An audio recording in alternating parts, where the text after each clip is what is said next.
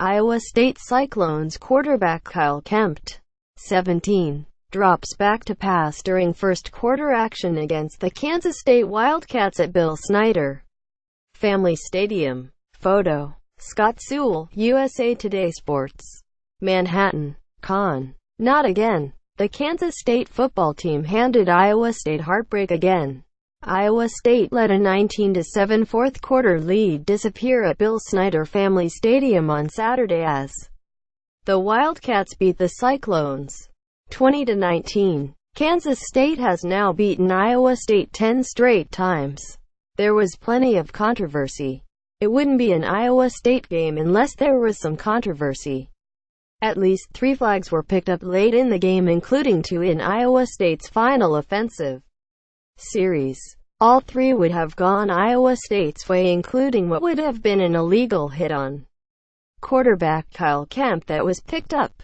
Cyclones experienced déjà vu. The heartbreaking ending was eerily similar to what Iowa State experienced the last time it was in Manhattan. In 2015, the Cyclones led a 35-14 lead at the half evaporate with an epic meltdown that saw the Cyclones fumble 4 of their last 5 possessions.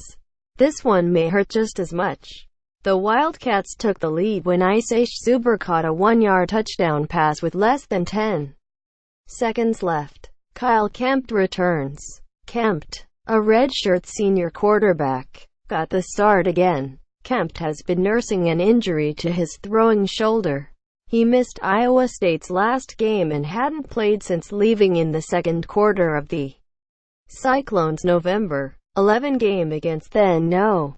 15 Oklahoma State. Zeb Noland replaced him, and after nearly guiding the Cyclones to a win over the Cowboys, was the starting quarterback for Iowa State's win at Baylor. Kempt was healthy enough to take back over the starting spot Saturday. He completed 24 of 36 passes for 264 yards and 2 touchdowns. Pete's first word. In the end, a defensive breakdown and a questionable call doomed ISU. Read Cyclone News for free. Download the Cyclone Insider app for iPhone, Android, and follow us on Facebook. David Montgomery hurt again. Running back David Montgomery's return after an injury versus Baylor was brief. The sophomore star rushed for 14 yards on just 4 carries against Kansas State. He left the game with an apparent injury during Iowa State's first offensive series of the day. With Montgomery out, Sheldon Croney Jr. and Mike Warren got their shots. Croney finished with 13 carries for 63 yards. Warren finished with 4 carries for 17 yards. Montgomery was missing for the Cyclones, who needed another runner to help them milk the clock while holding a fourth quarter lead. Iowa State's defense is a bright spot. The defense was once again there to save the day for the Cyclones while the offense struggled for most of the game. Iowa State's defense was so good that Kansas State could muster together just 53 yards of total offense in the first half. The Wildcats' lone trip to the end zone in the first quarter came after a special teams meltdown gave Kansas State great field position on the Iowa State 31-yard line.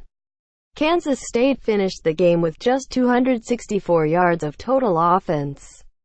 But the Cyclones couldn't get one more stop late in the game when it mattered most.